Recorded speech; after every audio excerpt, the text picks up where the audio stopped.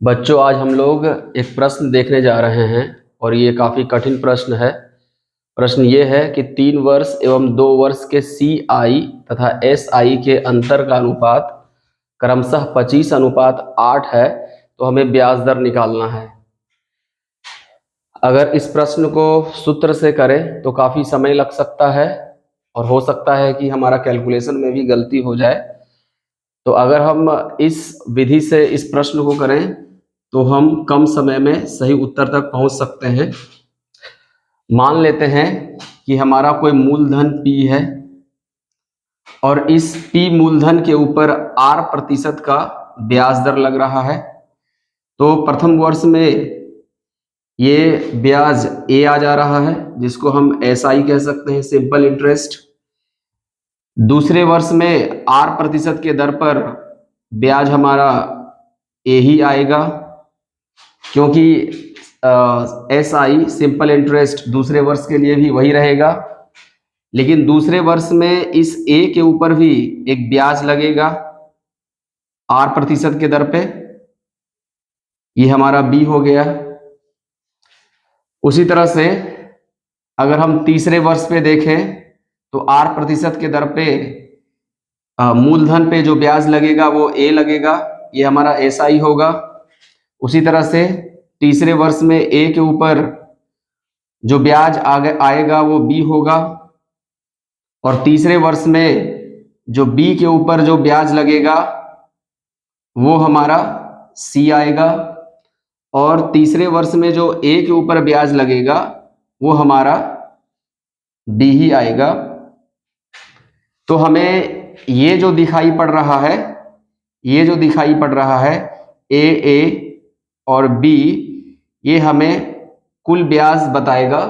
कुल ब्याज में हमारा SI और CI दोनों शामिल होगा। ये जो हमारा A और B है, ये वो ब्याज बताएगा। इस ब्याज को हम लोग CI कहेंगे और A को हम लोग SI कहेंगे। और CI और SI के अंतर की बात करें तो ये हमारा अंतर हो जाएगा 2 वर्षों के लिए। उसी तरह से अगर हम बात करें इस A और A 3 साल के लिए, तो ये हमारा A SI हो जाएगा, और इसके अलावा A और B की बात करें तो ये हमारा कुल ब्याज हो जाएगा, जिसको हम लोग CI कहेंगे। तो CI और SI की अंतर की बात करें तो ये हमारा आ जाएगा 3 वर्षों के लिए, ये हमारा 3 वर्षों के लिए आ जाएगा। तो प्रश्न में दिया गया है 3 वर्ष और 2 वर्ष के लिए CI तथा SI का अंतर का अनुपात 25:8 है। तो हम इसको लिख सकते हैं CI माइनस SI 3 साल के लिए भागा CI माइनस SI 2 वर्ष के लिए बराबर 25/8। अब 3 वर्ष के लिए अगर हम देखें तो CI माइनस SI का अंतर क्या होगा, B, C और B। तो इन तीनों को अगर हम जोड़ दें तो ये आ जाएगा हमारा 3B प्लस C, और CI माइनस SI 2 वर्ष के लिए अगर देखें तो ये हमारा B आ जा रहा है, तो ये आ जाएगा हमारा B, तो ये आ जाएगा 25/8।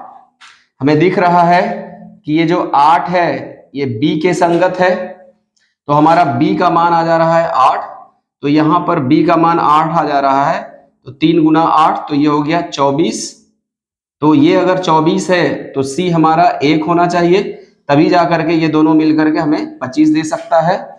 तो हमारे पास यहाँ पे आ रहा है B बराबर 8 और C बराबर 1। तो यहाँ पे आप क्या देख रहे हैं, B से C आ रहा है R% के दर पे, मतलब 8 कोई राशि है जो 1 हो जा रहा है R% के दर पे, तो हमारा R% हो जाएगा 1/8 गुना 100, और ये हो जाएगा 4 दूना 8, 2500 का 100, 25/2 अर्थात 12.5%। तो ये 12.5% ही हमारा उत्तर होगा। आपने देखा होगा कि किस तरह से कम कैलकुलेशन में हम अपने उत्तर तक पहुंच पा रहे हैं। और एग्जैक्ट हमारा आंसर आ पा रहा है, इसमें कोई दिक्कत नहीं हो रही है। अगर ये ट्रिक आपको पसंद आया हो तो इस वीडियो को लाइक करें और चैनल को सब्सक्राइब करें, और इस तरह का कोई प्रॉब्लम हो तो वो प्रॉब्लम कमेंट में पोस्ट करें, आपको 24 घंटे के अंदर इसका सॉल्यूशन मिलेगा। Thank you.